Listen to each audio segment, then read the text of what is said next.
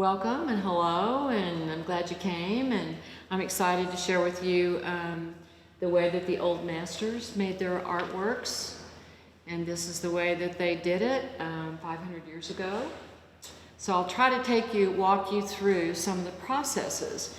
I use the same process that the Flemish painters from the 15th century used, and you may know that oil painting was invented by the Flemish painters, by Jan van Eyck during that time period. So before oil paint, however, was the egg-tempera. So the mural painters, Sistine Chapel, that painting out there in the hallway during the WPA era, and most all of the panels that you see in this room are egg-tempera that are painted in exactly the same way as the Flemish painters did it. The only difference is it starts with the egg because that's what they knew, and then they started experimenting with oil. And the rich, beautiful glazes that oil could bring to tempera painting is what created those beautiful altarpieces that you see that are 15th, 14th, 15th, 16th century. So I want to show you how it was done. But first, I want to introduce you to a few materials. And I put together the vitrine, the little exhibit in the next gallery that has my lapis lazuli earrings in there, the gold and blue earrings. That's, some of you may know that's a precious mineral. That is the mineral from which this pigment came from.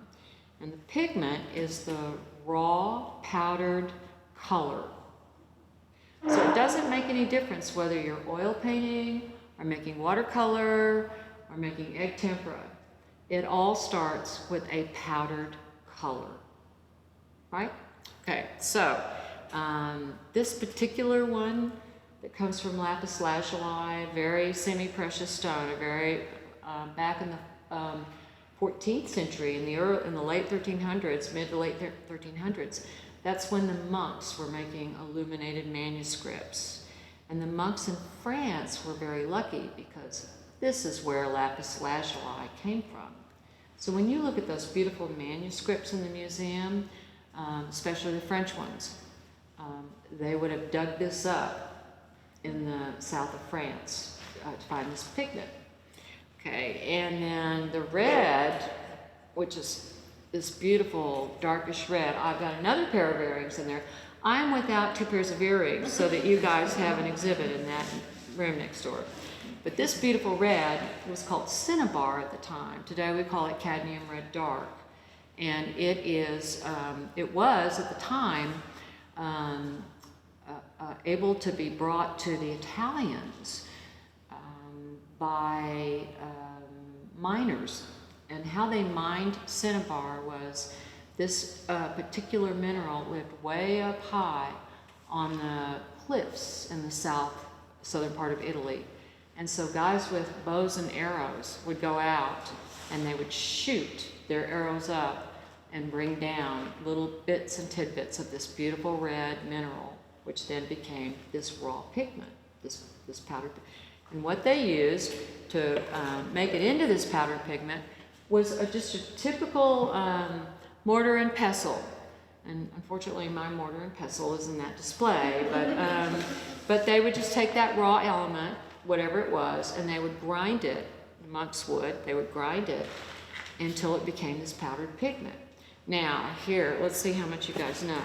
So, there's basically 2 really important things about painting. All painting. There's color and there's binder. Just like when you're in the kitchen, what keeps this pigment together? What is the liquid? What is the egg that you put into flour? What is the oil you put on a salad? You know, what is the liquid that makes a painting paste or painting liquid out of this color?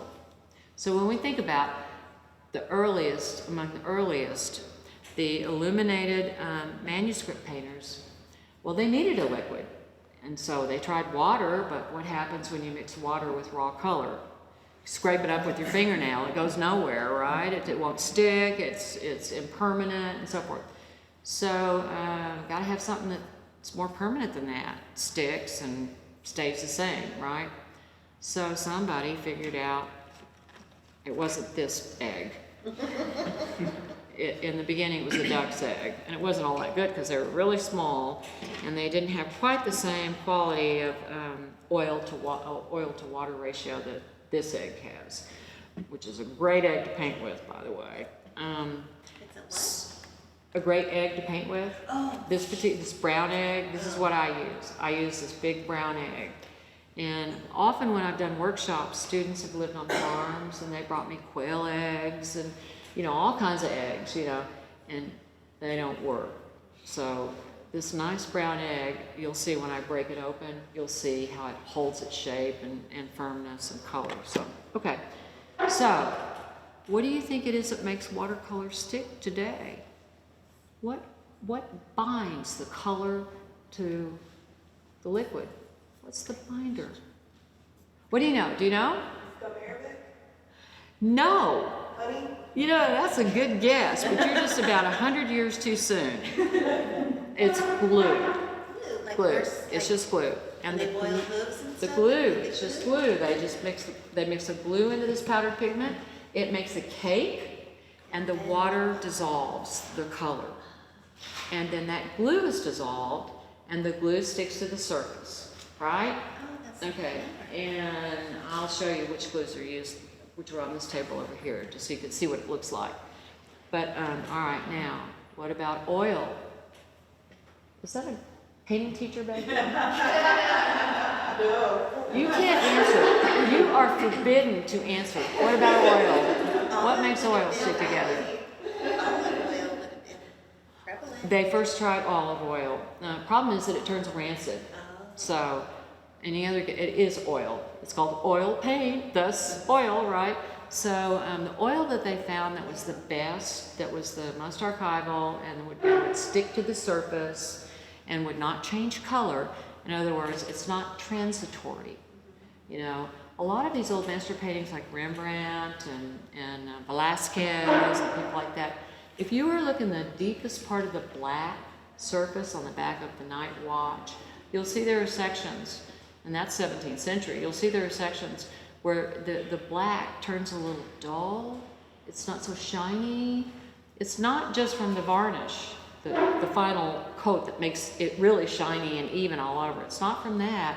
It's also from the pigment, because they were experimenting with, you know, like Dutch white, and, you know, they're experimenting with different kinds of colors, and as a result, it dries different ways, it has different chemical properties, and so it's what's called sinking in.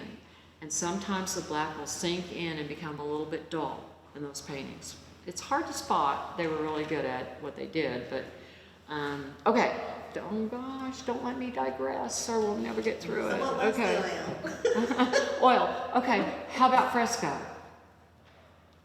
The binder, the liquid, Sistine Chapel, what? And it was all this, it was the same pigment, only it was in vast quantities, big buckets. And in that case, again, there's a glass muller that they ground their pigments with. I'm going to use a palette knife, because look how tiny my paintings are. But if I were painting the ceiling, I would be using big glass, hand-ground, you know, things that would go around like this and grind this color into the binder, which is, any guesses? Mm-hmm. I'm sorry? Cement. I'm sorry? Cement. Oh, you're so good. Did you know that? Did you know it? Did you read it somewhere? Yeah. Yeah. It makes sense, doesn't it? It makes sense. Actually, what they used was slaked limestone. So they ground up limestone with water and got it really granular, and then the whole thing made it this lovely sort of plaster. It was a sort of Like a stucco kind of a sort of. plaster, right? An early plaster, and that's why the pigment is sometimes not as colorful as it is in the panel paintings, because it's spread out across that really granulated sort of binder. Okay, and then, all right, I'm going to throw one out to the painting teacher. Casein. Casein. Casein, do you know what that's made from? K-A-S-E-I-N, from Yeah, it's milk. It's milk. Milk, it is milk. See, that's why we pay these teachers to teach our students. She knows. Okay, casein is for milk, and in the early days it was actually like cottage cheese. They would grind that curdled milk up and use that, and because it was already sort of it had aged, you know, like cheese does, and so but it made a nice. And then the Romans used a kind of a paint that was made with wax, and they would melt wax, and some students still use that process today, but it's mixing wax and oils and heating it over a burner is kind of dangerous. It smells bad, it's bad for your lungs. As a matter of fact, teaching oil painting today is really difficult because the chemicals that were used years ago up until about I'm going to say 80, 85, and right around that time, a lot of synthetic chemicals were produced. You've seen terpenoid, one of those things that smells like oranges, so it's not like turpentine. Still has bad stuff in it, it just doesn't smell as bad. So turpentine, although it is a really beautiful material for dissolving your solvents, it's real bad on your lungs. So today they use alkyds, acrylics. Acrylic is like a plastic, that's its binder, by the way. Plastic is the binder for acrylic. So every time you have a liquid color, you think about what's making it stick together and what makes it stick to the ground. And in all of those places, this egg has become the most archival, in my mind's eye, and in a lot of historians. I mean, oil painting is really great. I mean, it's lasted for many centuries too, but this one's lasted a lot longer. So the best oil, the very best oil is this one. It's stand oil. I'm going to just take a minute and tell you why. This is linseed oil, and it's not blown, it's not sun thickened, it's not in any way manipulated. But what they do is they pour it in a giant vat, like the way they make pickles. They put it in a giant vat, and then they just let it sit. And it sits. And what happens is all the impurities float slowly down to the bottom of this vat. And then it's just, the bottom of the vat is sort of thick with this junk. That's, you know, seed casings and little bits of plant particles. And what rises to the surface is pure. And it's called stand oil because all it does is stands. Okay? And it's very expensive. So, and the stuff at the bottom, okay, ready? This is a great term. It's called mucilagellus foot. And it has no value whatsoever. They just throw it away. So, chemistry is funny about this stuff, but it really makes a difference, especially with the egg-tempera, because the egg-tempera is an emulsion, just like your salad dressing. Let me just introduce you to a few of the materials, and then I'll do it. So these panel paintings are painted on very similar to what in the early days I painted on. Only difference is I use masonite, and masonite is an archival material because there's no oil in it or anything. You know, when wood comes out of trees, it has oil in it, sap and stuff like that. And so it takes about 100 years before a piece of wood, a panel, will stop eroding these dark spots, you know. I mean, and so some painters today will go and get old dresser drawers in antique shops, strip them down and use that to paint on because they've been seasoned.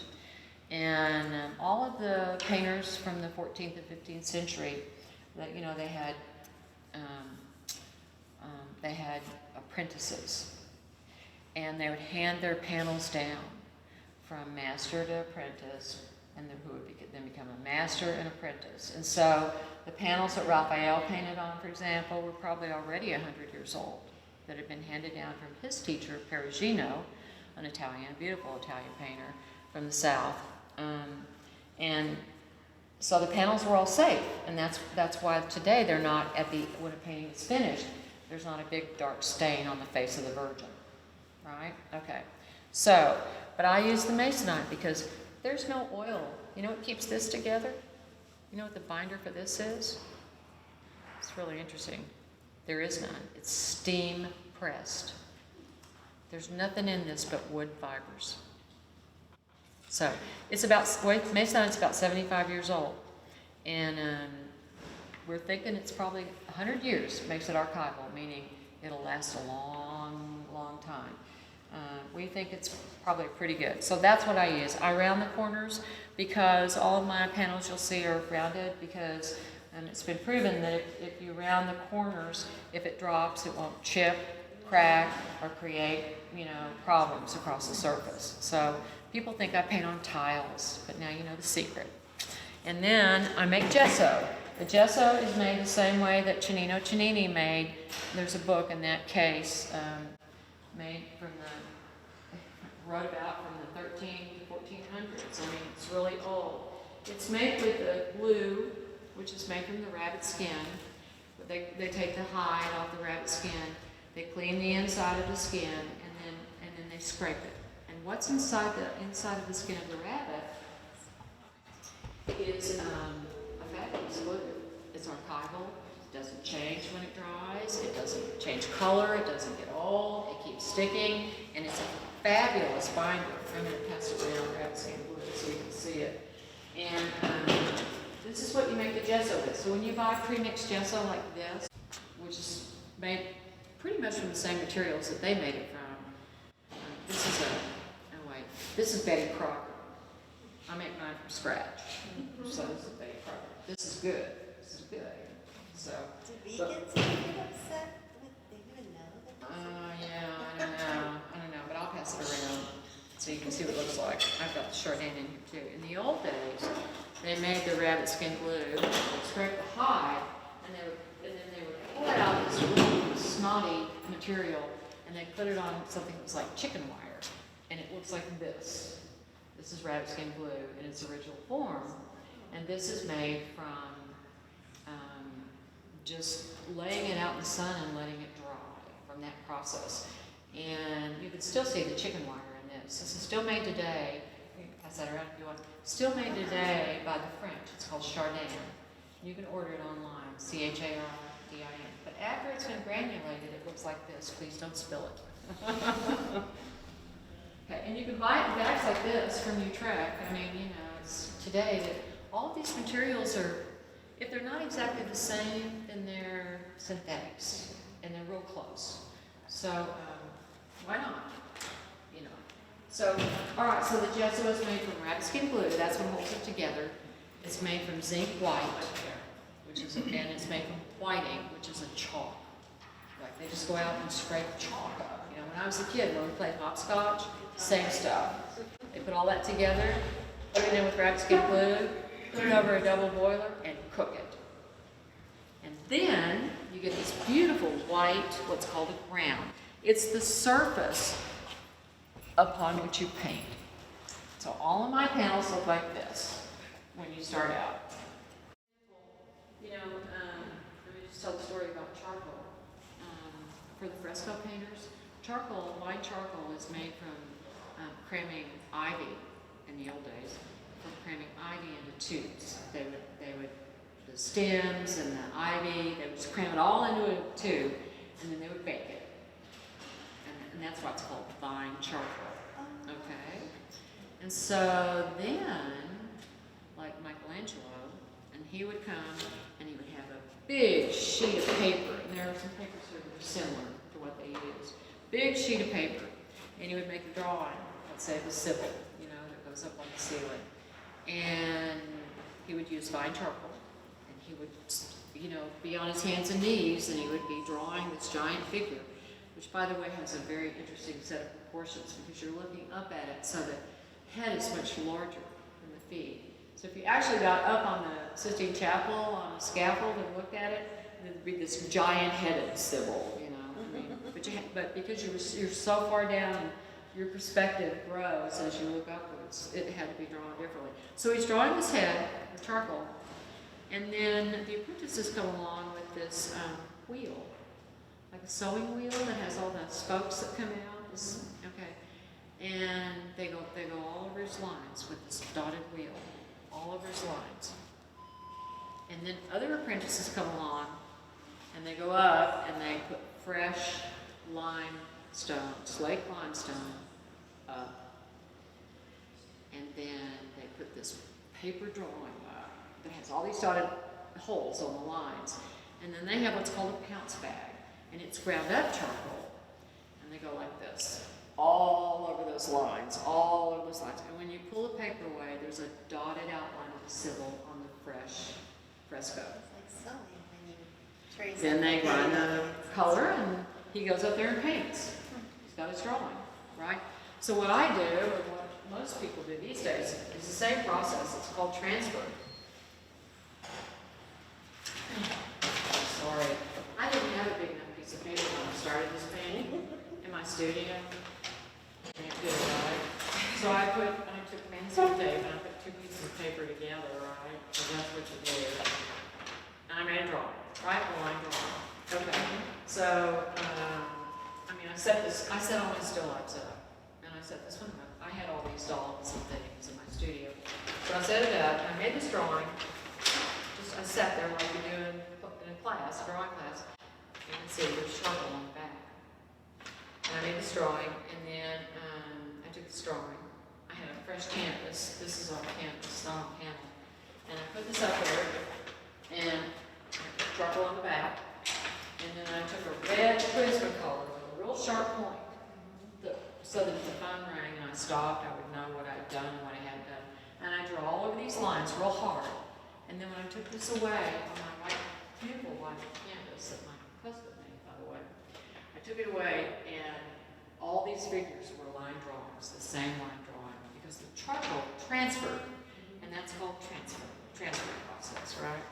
So that's, we kind of teach that. It's a real simple way to get your drawing onto another surface. It's easy, and it's cheap, but you do get dirty. So as far as the rest of these materials go, these are fresco brushes. These are authentic Italian fresco brushes. I thought they'd be fun for you to look at. These are gesso brushes. I thought they'd be fun for you to look at. This is beeswax. When oil finally got introduced to the egg, it was called egg oil tempera. And I'm going to tell you about the difference here as soon as I break an egg. But sometimes they would put wax in it. And so when the painting was finished, they could buff it and had a beautiful shine. So that was a common feature. And then palettes, and brushes. Those are the only other things. Look at these beautiful calligraphy brushes. I'm talking a minute about brushes, but they're just gorgeous. I'm telling you, materials are fabulous. Okay, I'm going to just talk a minute about brushes, and then I promise I'm going to break an egg. So brushes come in these variety of shapes and sizes, and they all have different reasons for being. And it's like a dentist. You wouldn't want him to use a jackhammer in your mouth. You want him to use the right dental tools, because it matters. And it's easier, and he knows what he's doing with the right tool. Well, this is the same way. So I brought a variety of brushes for you to look at, so you can kind of see the difference. So the first thing to consider is what they're made out of. And this is one of the oldest natural hairs. This one right here, that brushes are made out of. You know what these are? Does anyone venture a guess what this bristle is? Horse. Made from? Horse. Not a horse, but it's a good guess. Horsehair is too stiff and springy. Yeah. A hog. Yes, it is. Hog? It's a hog, and they're called hogs. And I mean, they are the workhorses of the brush world. And the reason is because they're stiff, they hold paint, and they hold up to canvas, and they hold up to work. My hogs, you'll see, I've got fans and all kinds of hogs. I've had these hogs for years, and they're still really pretty because I take care of them. The Cadillac of brushes. Does anyone know what they're made out of? I've got them in this little. Well, actually, the biggest one I have. I have two. I have this one right here, which by the way cost over $100 today. Do you know what this is made out of? Pink? That is a great guess. I do like that. How'd you know that? It's not exactly a mink, but it's a martin. It's the Martin Kolinsky. You see it on a brush sometimes, the Martin Kolinsky. That is the sable that is raised only in Russia. And the finest hairs that come from the Martin Kolinsky come from the tip of the tail. And so brush makers hoard this like gold. And they're, you know, I mean, these ones in this right here, these are all pure sable. They make what's called sablons today, or white sables, or things like that. Those are synthetics, and they do not last. But this brush right here will be still going strong when I'm dead, if I take care of it. And the ferrules are all beautiful. The handles and this part right here, the metal part, the ferrule, brush makers just do a beautiful job when they've got sables in their hands. So that's why they cost so much. So you'll see that. But these are for oil, final, beautiful, polished strokes that you have to make. You know, this painting right here is oil on canvas. And most of this painting, I started it with the hogs from a distance, and I was just doing this and laying this guy in. He was already lined out for me with that transfer, right? So I was just laying him in, and I was laying her in, and I was laying this in, and I was laying this, you know, I was laying in just flat colors with those hogs. And then when that dried, I came back with these guys. And so they're used for oil. You really have to take care of them when you're using them in oil, because oil is real hard on the ferrules. I mean, it gets stuck in the bottom of the brush, and once you let paint get stuck in the bottom of a sable, it's dead, mostly. And the little teeny tiny ones are how you make tempera. I gotta stop. I'll never get to the end if I don't stop. I could talk about this all day long. I'm sorry. I should just wait for your questions. All right. I'm gonna tell you how they made it. I'm gonna tell you how they made those. I'm gonna tell you how they made these beautiful paintings. And by the way, if you want to learn about these beautiful paintings, this is a great book, Medieval. This is a great book about fresco, if you're interested in mural painting, you know, and how that was made. And this guy right here, this German, Max Stirner, really knows about tempera painting.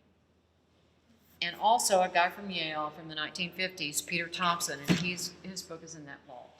So you can write it down when you go in there. Okay, so here's how they did it.